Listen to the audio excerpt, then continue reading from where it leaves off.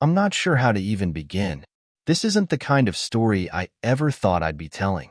It was just supposed to be a quiet Friday night, one of those regular, nothing special evenings. I had wrapped up a brutal week at work, the kind that leaves you drained, and all I wanted was to settle down, have a beer, and let the stress dissolve. But life has a strange way of throwing curveballs when you least expect them. Around 7 that evening, just as I was starting to unwind, my phone buzzed. It was a message from Mike, my best friend and a guy I trusted more than anyone.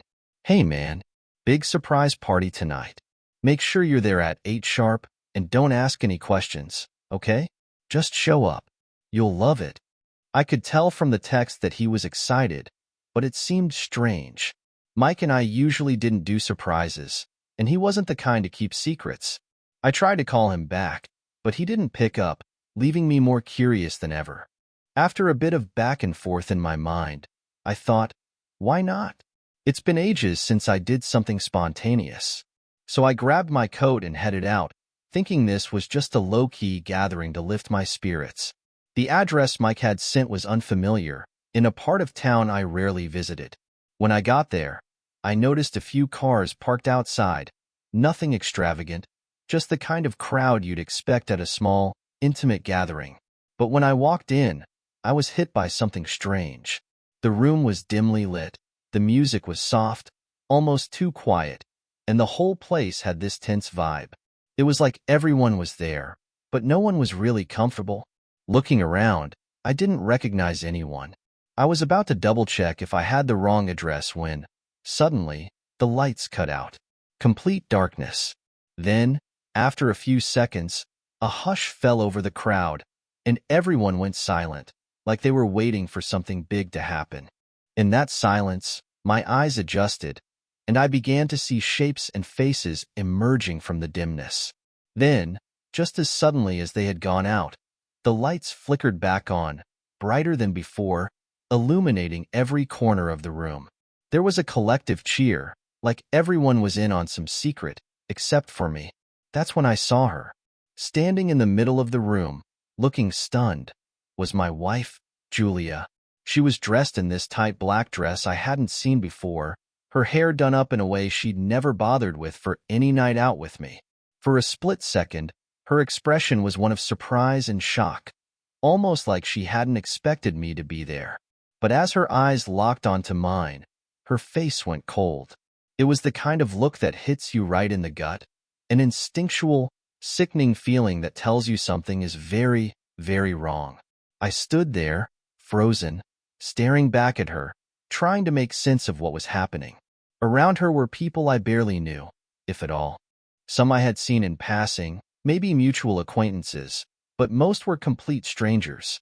It was as if I had walked into someone else's world, a world where I didn't belong. Then, I saw him. Beside her, with his arm casually draped around her waist, was Nathan, her coworker. I had met him maybe once or twice at office events, but I knew enough to feel the burn of betrayal creeping up my spine. He was laughing, seemingly oblivious to my presence, his hand just a bit too comfortable on her hip.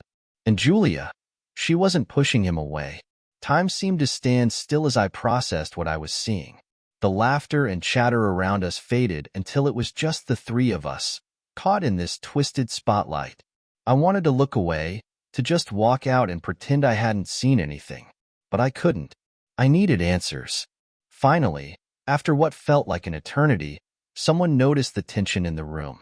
The conversations around us stopped, and one by one, people turned to look at me, then at Julia and Nathan. The silence was deafening, each second stretching like hours. I could feel everyone's eyes on us, their curiosity, their shock.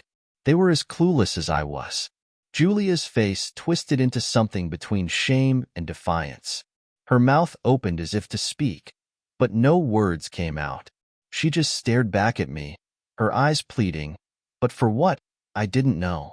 Was she sorry? Was she afraid of what I'd say? I couldn't tell, and I wasn't sure I wanted to know.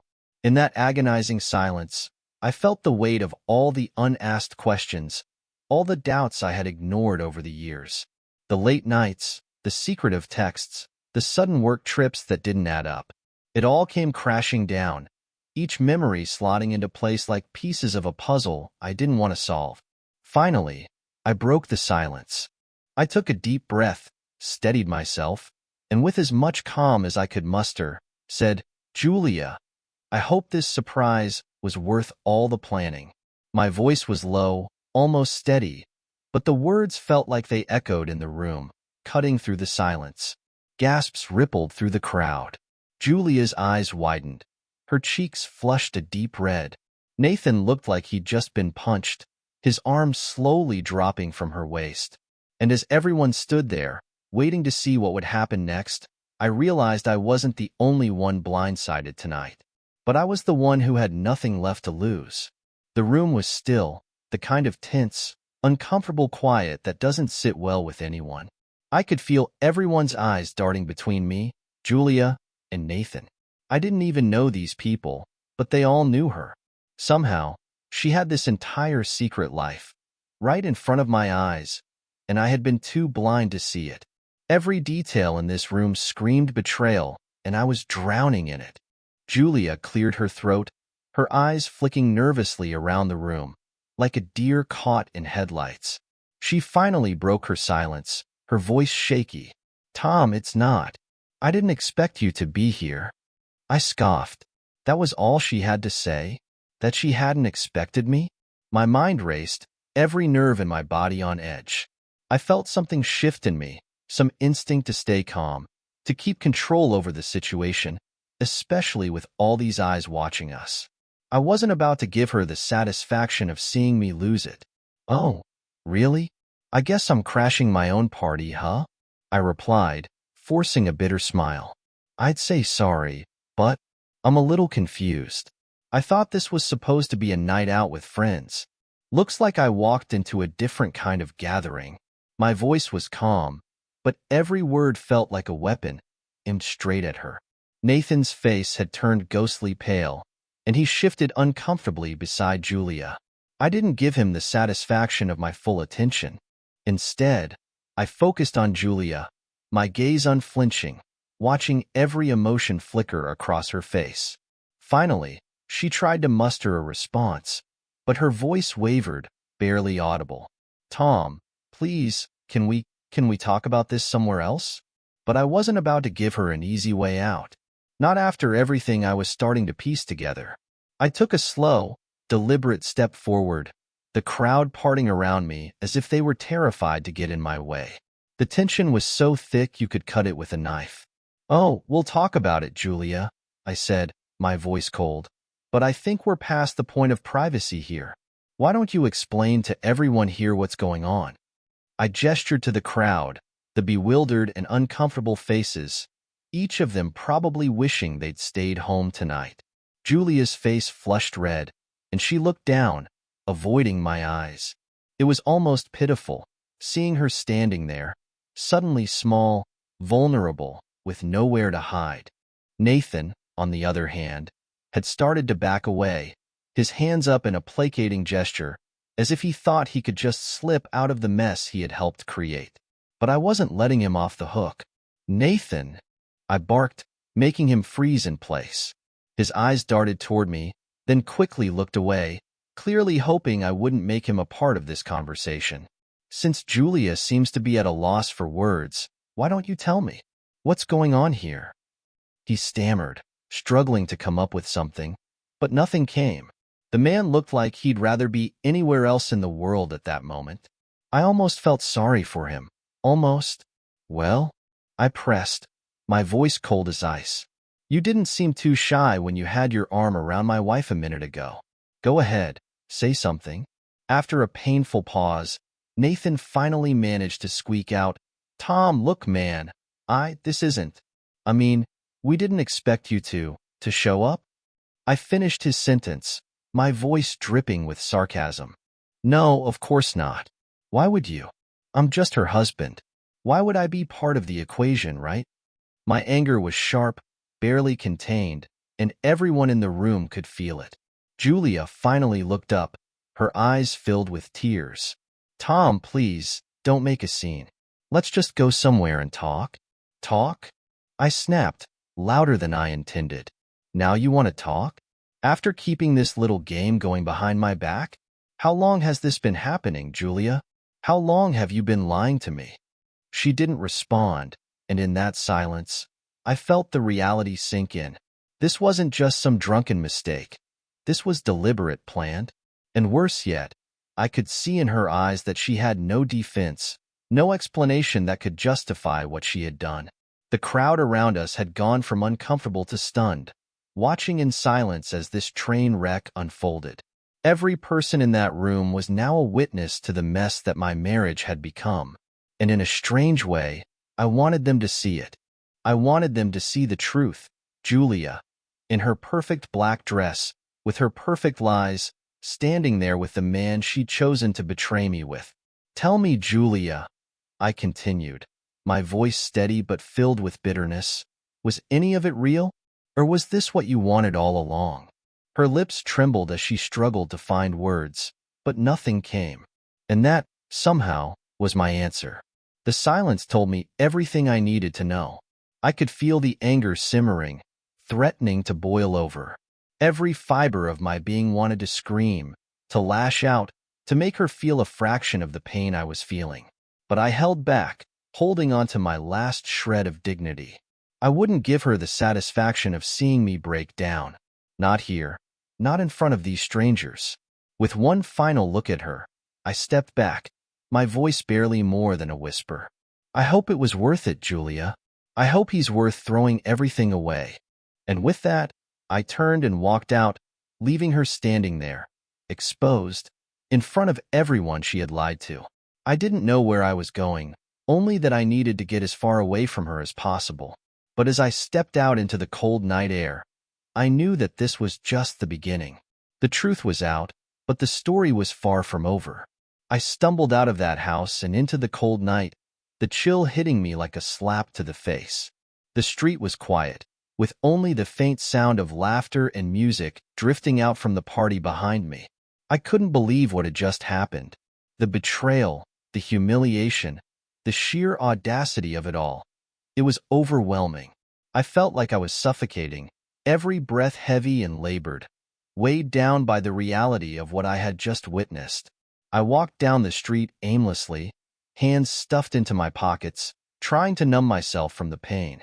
Memories of Julia flooded my mind. Our wedding day, the way she'd laughed at my terrible jokes, the late nights we spent talking about our dreams and plans. And now, all of it felt tainted, like a beautiful painting splashed with ink, ruined forever. I must have walked for hours, but I couldn't tell you where I went or how long I was out.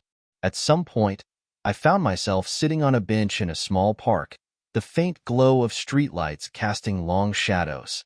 I just sat there, staring into the darkness, trying to process what had happened. Part of me wanted to go back to that party, to scream, to make Julia and Nathan feel the pain they had caused me. But another part of me, the part that still loved her, even after everything, wanted answers, a reason, something to explain why the woman I had trusted more than anyone would do this to me. It was close to dawn by the time I finally dragged myself home. Our house felt eerie, empty, like all the warmth had been sucked out. Everywhere I looked, there were reminders of her. Our wedding photo on the wall, the coat she'd left hanging by the door, the faint smell of her perfume lingering in the air. It felt like a twisted joke, like the universe was mocking me with every step I took. I collapsed onto the couch, exhaustion finally taking over, and for a moment, I thought I could just sleep it all away. But my mind wouldn't let me rest. The questions kept swirling, each one more painful than the last. How long had this been going on? How many lies had she told? Had I been so blind, so foolish, that I hadn't seen the signs right in front of me? I didn't know how much time had passed, but eventually, my phone buzzed, snapping me out of my daze. I picked it up, half expecting it to be a message from Julia, some kind of apology or explanation. But it wasn't. It was Mike. "Tom, man, are you okay? I heard what happened. I'm so sorry. I had no idea." The message trailed off, as if he didn't know what to say. And honestly, I didn't blame him. What could anyone say in a situation like this? I stared at his message for a long time, my thumb hovering over the screen. I wanted to respond, to tell him I was okay, that I was handling it. But the truth was, I wasn't okay. I was far from okay. I was shattered, and I had no idea how to piece myself back together. But before I could respond, another message popped up. This time, it was Julia. Tom, can we talk? Please. I need to explain. I know you're hurt, and I'm so sorry. But you deserve to know the truth. I laughed bitterly at the words. The truth. Now, after everything, she wanted to tell me the truth? The irony was almost too much to bear. But a part of me, the part that still wanted closure, wanted answers, couldn't resist.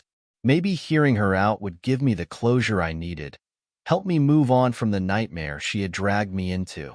Against my better judgment, I agreed to meet her. We chose a small, secluded coffee shop on the edge of town, away from prying eyes and curious onlookers.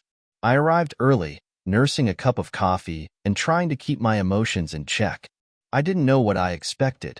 An apology, an explanation, maybe even a hint of remorse. But when Julia finally walked in, her face pale and drawn, I could see that she was struggling too. She sat down across from me, her hands trembling as she clasped them together. For a moment, neither of us spoke, the silence heavy with tension and unspoken words. Finally, she took a deep breath and began. Tom, I know what I did was unforgivable. I don't expect you to understand or even forgive me. But I need you to know, it wasn't supposed to happen this way. I frowned, confusion mixing with anger. Wasn't supposed to happen this way? So what was the plan, Julia? Were you just going to keep lying to me until I found out on my own? Or was this your way of telling me you were done? Her face crumpled, and for a moment, I saw a flash of the woman I had fallen in love with. But the sympathy quickly faded as she continued, her voice barely above a whisper. It started as a mistake, Tom.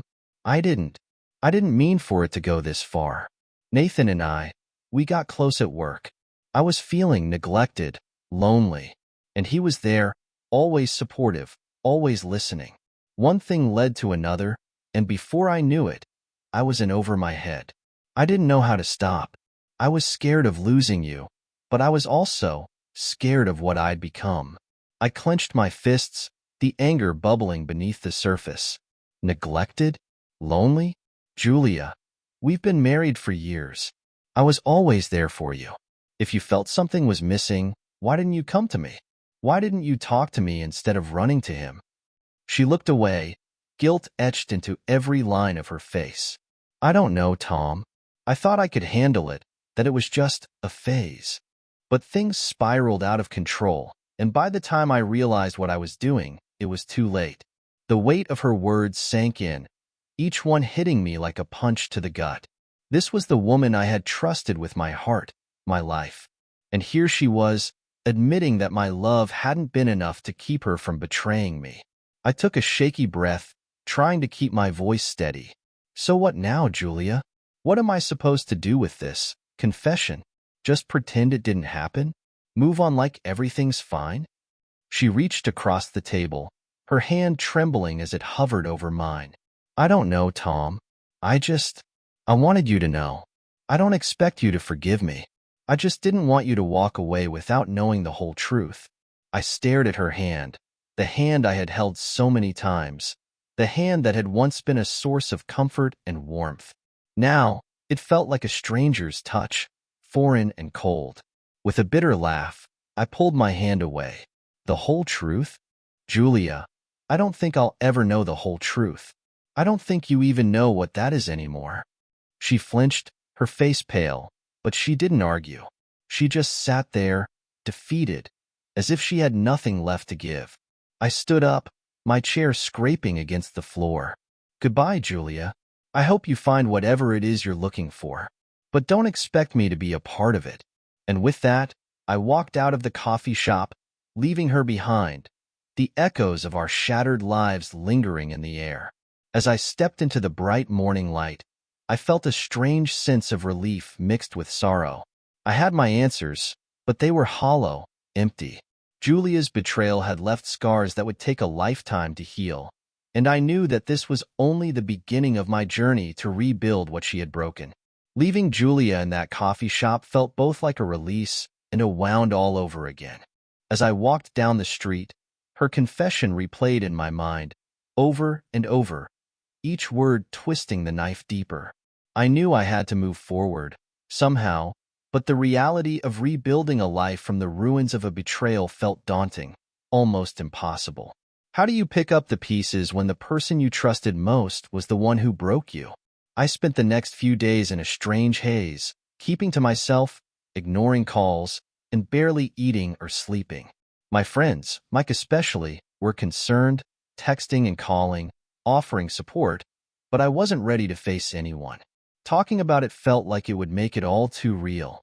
I needed time to process, to try and make sense of the wreckage that was now my life. By the end of the week, though, I knew I couldn't keep avoiding everyone forever. Mike showed up at my door one evening, a six-pack in hand and a determined look on his face. He didn't say anything at first, just handed me a beer, sat down, and waited. After a few sips, the silence grew unbearable, and before I knew it, everything came pouring out. "Man, I don't even know who she is anymore," I said, my voice hollow. She stood there and told me everything like it was some mistake, like she just slipped and fell into an affair. Mike shook his head, his face sympathetic but firm. "Tom, people like that, they don't think about the consequences. They only think about themselves. Julia made her choice, and now you have to make yours." I nodded, feeling the weight of his words settle over me. But making a choice meant facing the reality that my marriage was over, that everything I had built was gone. And I wasn't sure I was ready to accept that. "Do you think I should try to forgive her?" I asked, almost hating myself for even considering it. But part of me, maybe the part that still remembered the good times, wondered if there was a way to salvage anything from the mess she had made. Mike sighed, taking a long sip of his beer before responding. "Tom, only you can decide that. But if you ask me, some things can't be forgiven. She didn't just make a mistake. She betrayed you, lied to you, and humiliated you in front of everyone. You deserve better than that." Deep down, I knew he was right. Forgiving Julia would mean ignoring the pain she had caused, pretending that her betrayal didn't cut as deeply as it did. And as much as I wanted to move past it, I wasn't sure I could ever look at her the same way again. Over the next few days, I threw myself into work, trying to keep my mind occupied. But every spare moment, every quiet hour, brought memories of Julia crashing back. Her smile, her laugh, the way she used to look at me like I was the only person in the world. It was a cruel irony. Really, she had broken my heart, but it was the memories of her love that haunted me the most. One night, as I sat in my empty living room, scrolling mindlessly through my phone, I came across a series of photos of us from a vacation we'd taken years ago. We looked so happy, so carefree, and the sight of it brought a lump to my throat. I knew that those memories would always be a part of me, but they felt like they belonged to another life, a life I could never return to. And then, just when I thought I had hit my lowest point, an email popped up on my screen. It was from Julia. I hesitated, my finger hovering over the delete button, but something stopped me. Maybe it was curiosity, maybe it was a need for closure. Either way, I opened it. The email was long, filled with apologies and explanations, words that felt hollow after everything she had already told me. She wrote about how lonely she had felt, how she had lost herself in the routines of marriage, how Nathan had offered her an escape, a thrill that she couldn't resist. But as I read each line, my anger only grew. She was still making excuses, still trying to justify the unjustifiable. But then, at the end of the email, something caught my eye. A line that sent a chill down my spine. "I know I hurt you, Tom, and I can't take back what I did. But I need you to understand, it wasn't just about us. There are things you don't know, things I couldn't tell you before. Please, let's meet one last time. I owe you the truth." The truth. Those words hung in the air, filling me with a strange sense of dread and curiosity. What more could she possibly have to say? Hadn't she already destroyed everything between us? But if there was something else, something she had kept hidden, I needed to know. I couldn't move on without understanding the full extent of her betrayal. So, against my better judgment, I agreed to meet her again. We chose a neutral spot, a quiet park far from our usual haunts, where we could talk without distractions. When I arrived, Julia was already there, sitting on a bench, her face pale and drawn. She looked smaller than I remembered, like the weight of her actions had finally caught up with her. For a moment, I felt a flicker of sympathy, but I quickly pushed it aside. I was here for answers, not to offer comfort. She looked up as I approached, her eyes filled with something I couldn't quite read. Regret? Guilt? Fear? Whatever it was, it didn't matter. I sat down beside her, keeping a careful distance, waiting for her to speak. After a long silence, she finally began, her voice barely more than a whisper. Tom, I don't know how to say this. I've been carrying this secret for so long, and it's been eating away at me. What I did with Nathan, it wasn't just a mistake. It was a way to hide something else, something I was afraid to face. I frowned, my mind racing with possibilities. What are you talking about, Julia? You've already admitted to the affair. What else could there possibly be? She took a shaky breath, her hands twisting nervously in her lap. Tom, there were things in our marriage that I didn't tell you. Things I hid because I was afraid of how you'd react.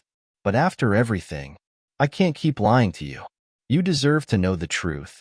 The way she said it, the fear in her eyes, it made my heart pound, a sickening feeling twisting in my gut. I braced myself, not knowing what was coming, but sensing that it was about to turn my world upside down yet again. Tom, Nathan isn't the first, she whispered, her voice barely audible. The words hit me like a punch to the chest, knocking the wind out of me.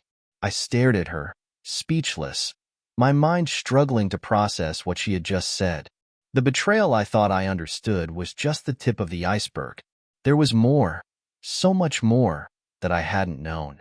As she sat there, her eyes filled with guilt and shame, I realized that the woman I had loved, the woman I had trusted, was a stranger.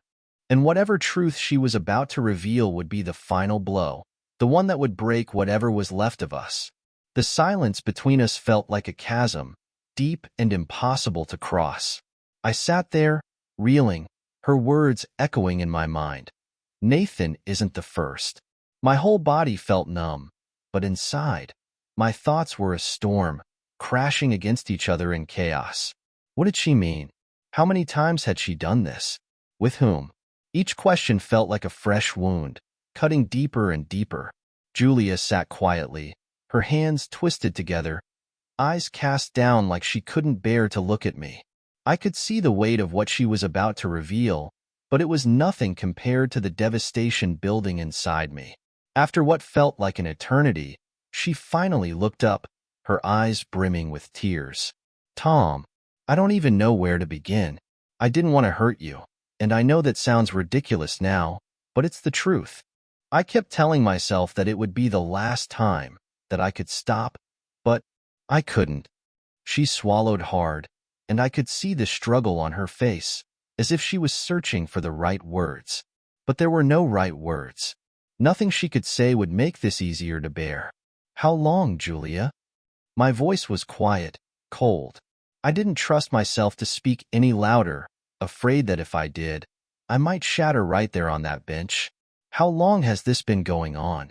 She looked away, shame coloring her cheeks. Years, she whispered. It started a long time ago. Before Nathan, there were others. I felt my stomach drop, my heart pounding painfully in my chest. Years. This wasn't a single mistake, a lapse in judgment. This was a pattern, a lifestyle that she had kept hidden from me for years. The life I thought we shared was a lie, built on secrets and betrayal. I took a deep breath, trying to steady myself. How many, Julia? How many others? She hesitated, her fingers trembling as she twisted them in her lap. I don't know, she finally said. her voice barely audible. 4, maybe 5. I lost count. It sounds awful, I know, but I didn't keep track. I thought it didn't matter. Didn't matter. The words rang in my ears, sharp and cruel. To her, it hadn't mattered. But to me, it was everything. I had built my life around her, trusted her with every part of me, and she had thrown it away like it was nothing. Why? I asked, my voice hollow. Why did you do this, Julia? Why didn't you just leave if you were so unhappy? She wiped her eyes, struggling to hold back the tears. I don't know, Tom. I really don't. I loved you. Part of me still does. But it was like there was something missing, something I couldn't find with you. I kept looking for it in other people, hoping I'd find some part of myself that felt complete. But every time, it just left me emptier. Her words felt like acid, burning through me. The excuses, the self-pity, it was all so hollow. She had destroyed us, ripped apart everything we had built, all because she was looking for something I could never give her. So this is it? I asked, my voice shaking. This is the truth you wanted to tell me? That our entire marriage was a lie? That you've been cheating on me for years because you felt unfulfilled? She flinched, guilt written all over her face. I know it sounds selfish. I know I hurt you in ways I can't take back. But Tom, please believe me. I never wanted to lose you. I never wanted it to come to this. I laughed bitterly, the sound harsh and unfamiliar even to my own ears. Julia, you've already lost me. You lost me the moment you decided to betray me. You just didn't want to face the consequences. She looked down, her face pale and stricken.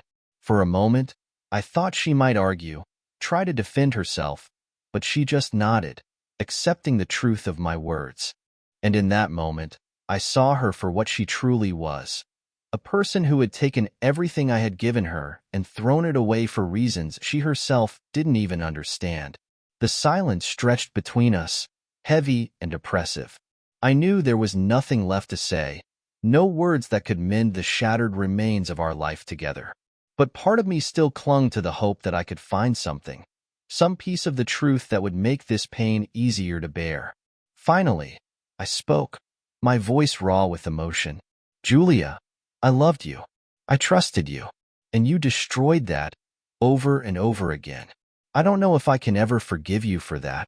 Her face crumpled, and she reached out, her hand hovering in the air between us as if she wanted to touch me, to offer some comfort. But I pulled back, refusing to let her get any closer. She had lost the right to comfort me, lost the right to be the person I leaned on. I'll give you space, she whispered, her voice trembling. I understand if you never want to see me again. But please, Tom, if you can, try to remember the good times. Try to remember that there was love between us, even if I destroyed it. I shook my head, unable to find the words to respond. The good times? Those memories were now tainted, overshadowed by the betrayal that had poisoned everything we had shared. I couldn't go back to those days, couldn't pretend that they held any comfort for me now. Without another word, I stood up, feeling the weight of finality settle over me. This was the end of us, the end of the life I had thought was real. And as I walked away, leaving Julia behind on that bench, I felt a strange sense of release, as if a part of me was finally letting go. But deep down, I knew the journey wasn't over. I had survived the truth, faced the worst of Julia's betrayal, but now I had to face myself, to confront the broken pieces of my own heart and try to rebuild my life from the ashes of what she had destroyed. And that was a battle I would have to fight alone. The days that followed were a blur. I'd severed all ties with Julia, packed up the memories of her that haunted the house, and made it my mission to erase every trace of our life together. It felt like a bad dream that I couldn't wake up from, but at least I was trying to regain control, piece by piece. Each morning was a small victory, getting out of bed, showing up to work, focusing on anything other than the hole she'd torn in my life. I started going to the gym, pushing my body to its limits, hoping the physical pain would drown out the emotional one. My friend Mike kept checking in, encouraging me to go out, meet new people, live a little. The best way to move on, Tom, is to start fresh, he'd say, his voice full of optimism. I tried to believe him, to convince myself that maybe a new chapter could help me escape the shadows of my old life. But just when I felt like I was making progress, the past came crashing back in a way I never could have anticipated. It was a Wednesday evening, and I was settling down on the couch with a book, enjoying the rare sense of calm. My phone buzzed, breaking the silence. I almost ignored it, but something made me pick it up. It was a message from a number I didn't recognize. I frowned, unlocking my phone to read it. "You don't know me, but I have information about Julia that you need to see. Meet me tomorrow at 7 p.m. at the corner cafe." My heart pounded as I read the message again, my mind racing with possibilities. Who could this be? And what more could they possibly tell me that I didn't already know? I considered ignoring it, chalking it up to some sick prank, but curiosity got the better of me. Against my better judgment, I replied with a simple, "Okay." The next evening, I arrived at the cafe 10 minutes early, my stomach churning with anxiety. The place was quiet, almost empty, and I scanned the room, looking for someone who might be waiting for me. Just as I was about to give up, a woman walked in. She looked to be in her early 30s, dressed in a simple blazer and jeans, her face a mix of determination and nerves. She spotted me, hesitated, and then walked over, taking the seat across from me. "Are you Tom?" she asked, her voice soft but steady. I nodded, studying her closely. "And you are?" She took a deep breath, her gaze steady. "My name's Lauren. I'm well. I was Nathan's wife." The words hit me like a punch to the gut. Nathan's wife. I hadn't thought much about the people affected by Julia's affair, but now, sitting across from this woman, it all felt painfully real. She looked just as broken as I felt, her eyes filled with the same haunted look I saw in the mirror each morning. "I don't even know where to start," I said finally, my voice strained. "Why did you want to meet me?" Lauren glanced around, as if making sure we were alone, and leaned in, her voice barely above a whisper. "I know this is hard for both of us, but there's something you need to know. Julia and Nathan, they weren't just having an affair. They were planning something that went way beyond just the two of them." My pulse quickened as her words sank in. "Planning something? What are you talking about?" She reached into her bag, pulling out a folder and sliding it across the table. "I found this in Nathan's desk after everything happened. I didn't know what to make of it at first, but as I read through it, I realized there was more going on than either of us realized." I opened the folder, my eyes scanning the documents inside. At first, it looked like a series of bank statements, business documents, and my name. My name was everywhere, scattered across these papers like a terrible puzzle. "What is this?" I asked, my voice barely a whisper. Lauren's face was grim. "It's a financial trail. They were siphoning money from your accounts, Tom. Slowly, carefully, so you wouldn't notice. Nathan's business dealings, they weren't as innocent as they seemed. He and Julia were planning to take everything, drain your finances, and leave you with nothing." I stared at her, the reality of her words sinking in like a lead weight. They were stealing from me. Julia hadn't just betrayed me emotionally. She had been planning to ruin me financially, too. Everything I had worked for, every penny I had saved, it had all been part of their twisted scheme. Anger surged through me, hotter and more intense than anything I'd felt before. How could they do this? Why would she? Lauren shook her head, her face etched with sorrow. "I wish I had answers, Tom. I wish I understood what drove them to this. But all I know is that it wasn't just about the affair. They had a plan, and they were willing to destroy both of us to make it work." I clenched my fists, the betrayal cutting deeper than ever. It wasn't enough that Julia had broken my heart. She had planned to break my life, my future, everything I had worked to build. I felt a mixture of rage and helplessness, the kind of anger that makes you want to tear down the world just to find a sense of justice. "What do we do now?" I asked, my voice low and tense. Lauren's eyes held a glint of determination. "We expose them. We bring everything out into the open. If we don't, they'll get away with it. They'll move on to someone else, and they'll do it all over again. I nodded, a grim resolve settling over me. I couldn't let them win. Julia had taken enough from me. I wasn't about to let her take any more. Over the next few days, Lauren and I worked together, gathering every piece of evidence we could find. It was a grueling process, uncovering more lies, more deceit, each new discovery adding fuel to the fire of my anger. But I refused to back down. I was done being the victim, done letting Julia and Nathan dictate my life. Finally, we had everything we needed. A trail of bank transactions, emails, messages that spelled out their plan in brutal detail. And as we sat together, going over the final pieces of evidence, I felt a strange sense of closure. "This is it," I said, looking at Lauren. "This is how we end it." She nodded, a faint smile breaking through her sorrow. They thought they could manipulate us, that we'd just roll over and let them ruin us. But they underestimated us, Tom. They didn't realize we'd fight back. The next step was a carefully planned move. We took the evidence to the authorities, making sure that every detail of their scheme would be exposed. Watching the expressions on the investigators' faces as they went through the documents was a strange satisfaction. Finally, the truth would come out, and Julia and Nathan would face the consequences of their actions. As I walked away from the station that day, a weight lifted off my shoulders. It didn't erase the pain, didn't undo the damage they had done, but it felt like a step toward reclaiming my life. For the first time in weeks, I felt a spark of hope, a glimmer of the future that lay beyond the betrayal.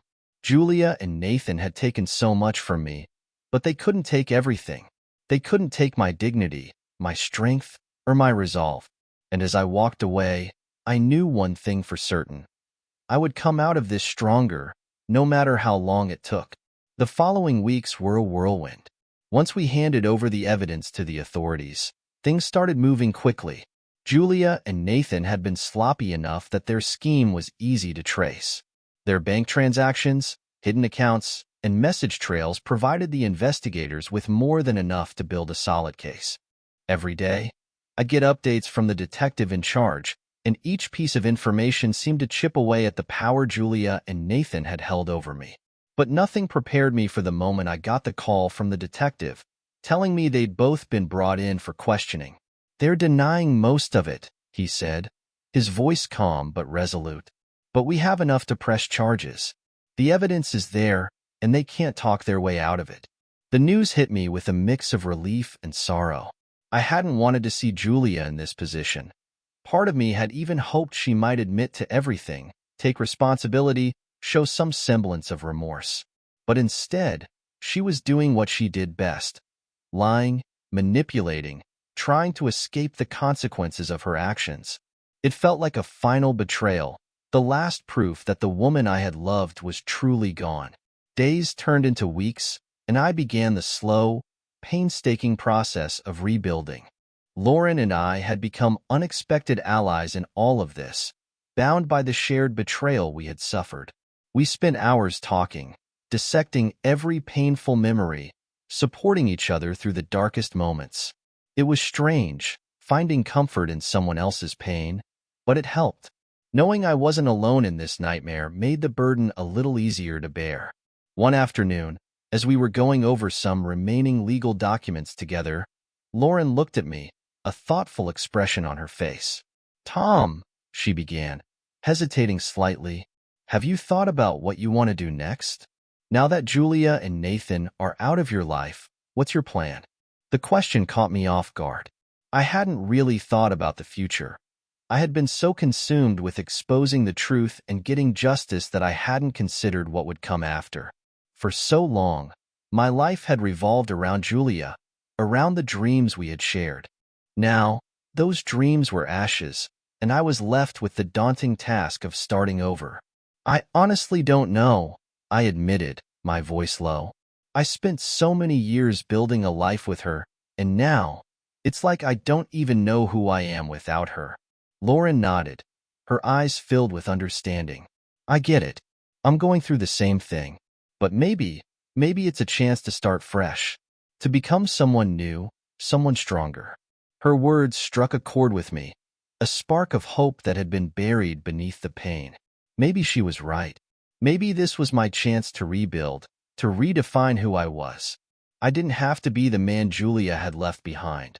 I could be someone better, someone who wouldn't let betrayal define him. Just as I was beginning to feel a glimmer of optimism, my phone buzzed with a notification. It was from an unknown number, but curiosity got the better of me, and I opened the message. "I hope you're happy, Tom. I lost everything because of you. You ruined my life." It was from Julia. The shock and anger hit me like a wave. After everything she had done, after the lies, the betrayal, the financial manipulation, she was blaming me? My hands shook as I read the message again, disbelief mingling with fury. The audacity, the sheer nerve of it, left me speechless. Lauren looked over, noticing the change in my expression. "Is everything okay?" I showed her the message, and she read it, her lips pressing into a thin line. "She really has no shame, does she?" she muttered, anger flashing in her eyes. "No," I replied, my voice tight with controlled anger. "She doesn't." For a moment, I considered replying, giving her a piece of my mind, telling her exactly what I thought of her and her twisted attempts to play the victim. But then, something stopped me. Responding would only give her power, would pull me back into the mess I was trying so hard to escape. She wanted a reaction, wanted me to feel guilty, to shoulder the blame for her choices. But I refused to give her that satisfaction. Instead, I blocked her number, the final act of severing the toxic bond that had kept me tied to her. I didn't need her words poisoning my recovery, dragging me down just when I was starting to find my footing again. She was no longer a part of my life, and I intended to keep it that way. In the weeks that followed, things began to fall into place. Julia and Nathan's case went to court, and the evidence we had gathered painted a damning picture. Watching her stand there, facing the consequences of her actions, felt like a strange sort of closure. She had tried to ruin me, to leave me broken and defeated, but in the end, it was her own actions that had led to her downfall. Lauren and I attended the final hearing together, a quiet solidarity binding us as we watched the judge deliver the verdict. Julia and Nathan were found guilty of fraud, with additional charges for the financial manipulation they had attempted. Their sentences weren't excessively long, but it was enough to ensure they would face the consequences of their choices. As we left the courthouse that day, I felt a weight lift off my shoulders. The chapter was closing, and while the scars of Julia's betrayal would never fully fade, I knew I could finally begin to heal. Lauren and I walked in silence for a while, both of us processing the strange sense of relief that came with the verdict. "Thank you," I said quietly, breaking the silence, "for everything. I don't think I could have done this without you." She smiled, a hint of sadness in her eyes. "Thank you, Tom. We helped each other through this, and I think that's the only good thing to come out of this mess." We parted ways that day, each of us ready to start our separate journeys of healing. And for the first time in a long time, I felt a sense of peace, a glimmer of hope for the future that lay ahead. As I walked home, the weight of the past lifted, leaving me with a newfound strength. Julia had taken so much from me, but she couldn't take everything. She couldn't take my resolve, my hope, or the chance to rebuild. And with each step, I felt a little closer to the man I was meant to become. The weeks that followed the trial felt like a strange dream. With Julia and Nathan out of my life, I was left with a vast emptiness, a blank slate that felt both liberating and daunting. For the first time in years, I was no longer defined by someone else's expectations, no longer weighed down by the secrets and lies that had eroded my trust. But as freeing as that realization was, it left me with an equally pressing question. Who was I now? I threw myself into work, but even that didn't fill the void. My friends encouraged me to go out, to try new things, to reconnect with the parts of myself I had abandoned over the years. Mike, my ever-loyal friend, dragged me out to concerts, barbecues, and hiking trails I would have never tackled on my own. Slowly, almost reluctantly, I found myself beginning to enjoy life again, one small experience at a time. Then one evening, as I was heading back from a late-night run, a new habit I had taken up to keep my mind occupied, I received a call. The number was unfamiliar, and I almost ignored it, but something compelled me to answer. "Hello?" I said, slightly out of breath. "Tom, it's Lauren." Her voice was warm, familiar, and a welcome break from the solitude I had grown used to. We hadn't spoken much since the trial ended, but every time we did, it felt like reconnecting with someone who truly understood the path I had been walking. "Hey, Lauren. It's good to hear from you. How's everything going?" I asked, leaning against a street lamp and trying to ignore the mix of emotions that came flooding back. "I'm getting there," she replied, a hint of uncertainty in her voice. "It's been strange, you know? Finally having that chapter closed, but not quite knowing what to do next. I was actually wondering if you'd be interested in meeting up. I've had this idea for a while now, something that might interest you, and I thought, well, maybe you'd want to hear it out." Curiosity piqued, I agreed, and the next day we met at a quiet cafe on the outskirts of town. The familiarity of her presence was comforting, and as we sat down, I could see a spark in her eyes, a glimmer of excitement I hadn't seen before. "So, what's this idea?" I asked, intrigued. She leaned forward, her face lighting up. "Tom, I don't know about you, but going through this, it's changed me. It's made me realize how easy it is for people to get hurt by the ones they trust, to be manipulated, taken advantage of. I've been thinking, maybe we could do something with that. Use our experiences to help others. Maybe even start a support group for people who've gone through similar things." Her words hit me like a revelation. I hadn't considered that my pain, my story, could actually help others. But as she spoke, I realized how much strength I had found in simply sharing my experiences with her, how healing it was to know I wasn't alone. "I think that's an incredible idea, Lauren," I replied, my voice filled with genuine enthusiasm. "I never thought about it that way, but if we could help others find the support we found in each other, it could really make a difference." We spent the rest of the afternoon brainstorming, our ideas flowing naturally, each one building on the last. We discussed setting up a small group, creating a safe space for people to share their stories, to find solace and solidarity in the company of those who understood their struggles. It felt like a calling, a purpose that went beyond my own pain and gave me a new sense of direction.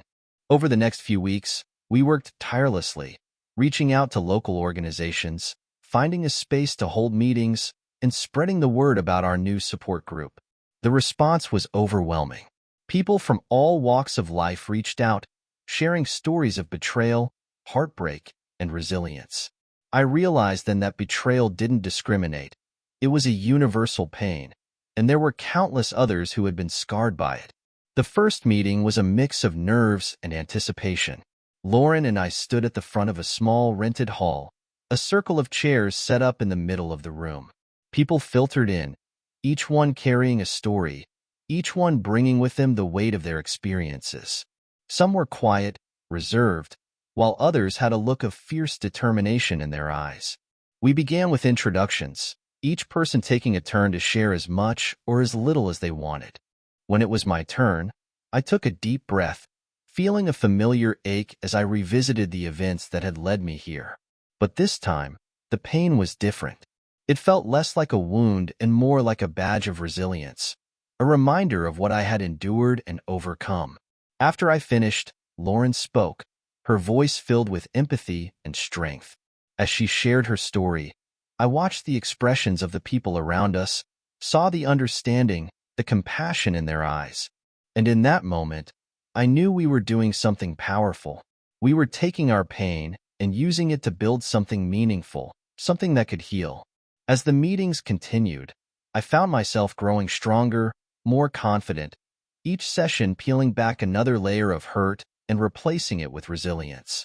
I watched as others transformed as well, finding their voices, reclaiming their strength. The group became a lifeline, not just for them, but for me too. One evening, after a particularly emotional session, Lauren and I sat outside, watching the sunset. There was a peaceful silence between us, the kind that only comes from shared understanding. "Thank you, Lauren," I said quietly, my voice filled with gratitude. All of this. I didn't think I'd ever feel hope again. But you helped me see that there's life beyond betrayal. She smiled, a warmth in her gaze that made me feel, for the first time in a long time, that I wasn't alone. "You did the same for me, Tom. We've both come a long way. And I think we're just getting started." The journey of rebuilding wasn't over. It never would be completely. But now, it was no longer a solitary path. I had found strength in my pain, purpose in my suffering. And with each step, each story, each moment of solidarity, I was forging a new future. One that I had built from the ashes of the past, stronger, wiser, and ready to embrace whatever came next. Months passed, and what had started as a small support group blossomed into something far more impactful than either Lauren or I had anticipated. Word spread quickly, and soon people from other towns, even neighboring cities, began reaching out, wanting to join our sessions. Each week, we welcomed new faces, each with a story that reminded us of the strength it took to survive heartbreak and betrayal. One evening, after another emotionally charged session, I stayed behind to tidy up the hall. Lauren was chatting with one of the newer members, a woman named Claire who was dealing with a recent divorce after discovering her husband's infidelity. As I put away the chairs and cleaned up the space, I couldn't help but feel a deep sense of pride and gratitude. This group had become a lifeline for so many people, and in a strange way, it was healing me too. When Claire left, Lauren walked over to me, a smile softening her face. "It's amazing, isn't it? Seeing people come in broken and watching them find strength again." I nodded, feeling a warmth in my chest that had once been absent. "Yeah, it's like every story brings us closer. And knowing that we're making a difference, it feels like we're turning our own pain into something positive." She tilted her head, looking at me thoughtfully. "I have to admit, I didn't expect us to come this far. I thought this would just be a small group, something to help us get by. But now, I think we've created something bigger than us." We locked eyes for a moment, and I felt a surge of gratitude for Lauren. She had been my rock through this ordeal, the one person who truly understood what I had been through. But more than that, she had become someone I genuinely cared about, someone who had become a part of my life in a way I hadn't expected. After a few more minutes of small talk, we left the hall together, the evening air cool and crisp as we walked down the quiet street. Our conversations had grown more personal lately, filled with laughter and a sense of familiarity that felt like second nature. And as we parted ways that night, I couldn't shake the feeling that something was shifting between us, a silent understanding that we were no longer just allies in healing, but perhaps something more. A few weeks later, the group received an invitation to speak at a local community event. The organizer had heard about our support group and wanted us to share our journey with others who might benefit from it. Lauren was excited, seeing it as an opportunity to reach more people, to spread hope beyond the walls of our small meeting space. I was hesitant at first, uncomfortable with the idea of speaking so publicly about my experiences. But as she pointed out, "Tom, we started this to help people. This is our chance to make an even bigger impact." The day of the event arrived, and the auditorium was packed. I glanced around, nerves making my heart race, but Lauren's calm, encouraging presence beside me gave me the strength I needed. She spoke first, sharing her story with a raw honesty that captivated everyone in the room. Watching her, I felt a deep admiration for her resilience, for the way she had turned her pain into power. When it was my turn, I took a deep breath and stepped up to the microphone, the spotlight hot on my face. I started slowly, recounting the betrayal, the shock, the anger, all the emotions that had once defined my life. But as I spoke, something shifted inside me. I realized that I was no longer that broken man who had stumbled out of his marriage in pieces. I had rebuilt myself, piece by piece, through the support of the group, through Lauren, and through my own determination to survive. As I finished, the audience erupted into applause, and and a strange sense of peace settled over me.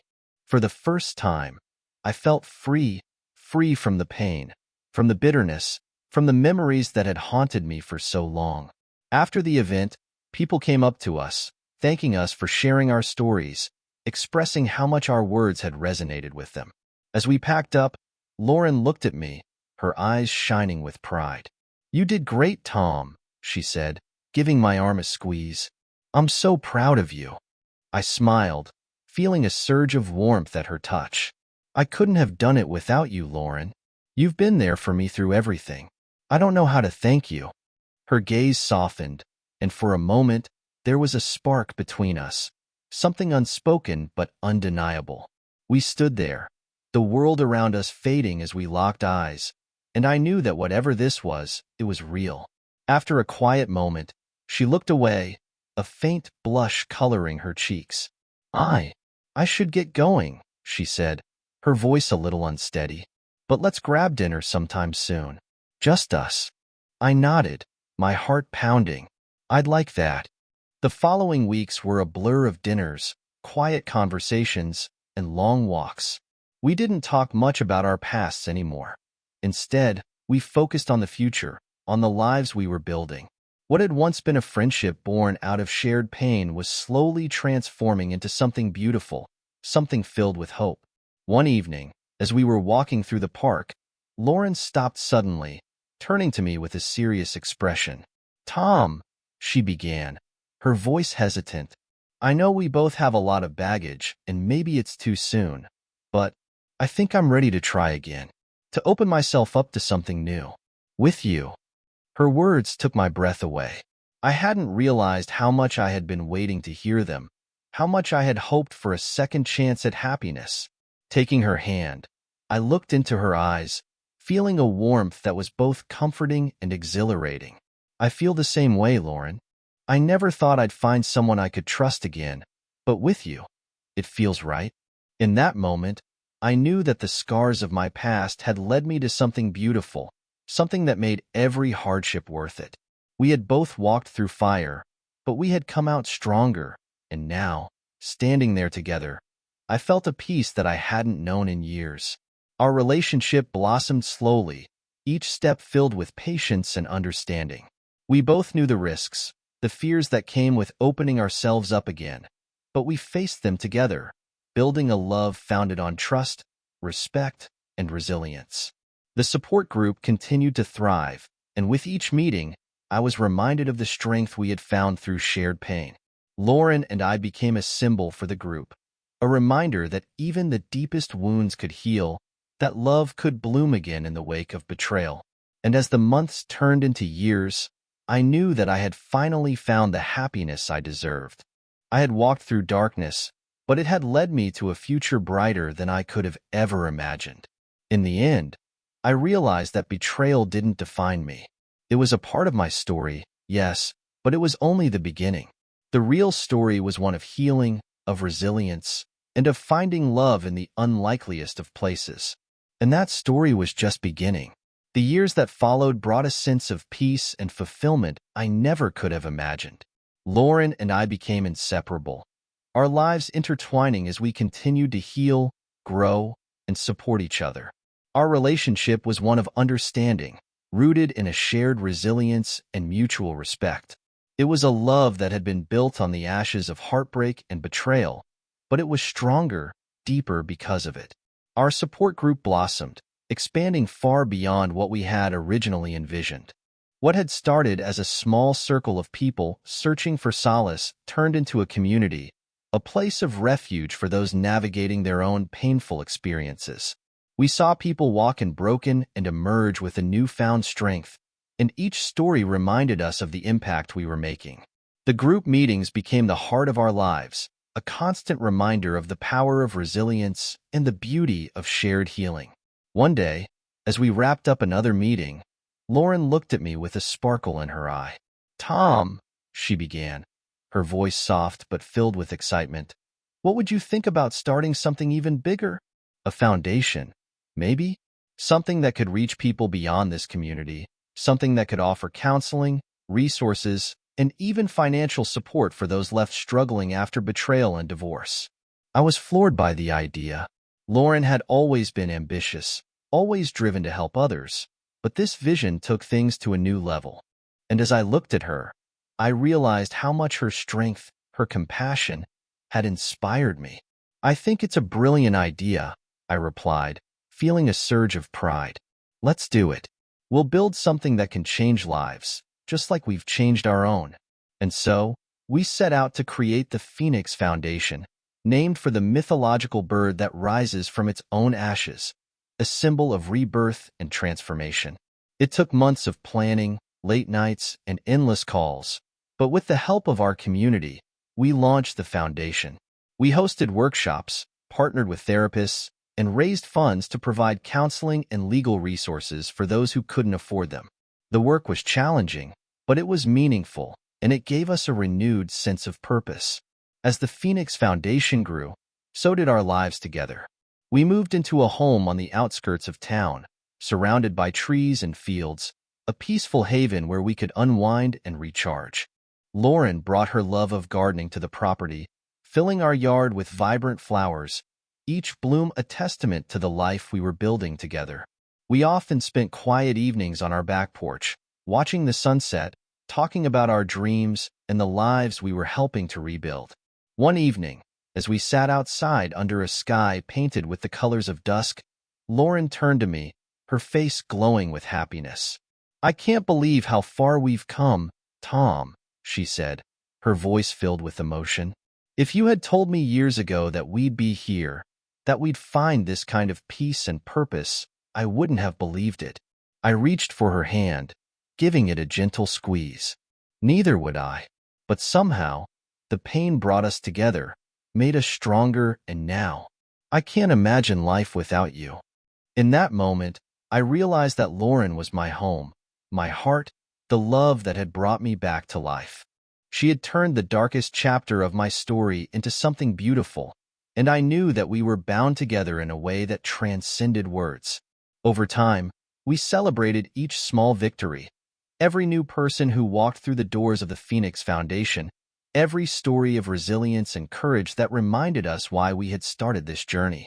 And with each success, we found ourselves drawn closer, our lives intertwined in a way that felt destined, unbreakable. Years passed, and the foundation continued to thrive, growing beyond what we ever thought possible.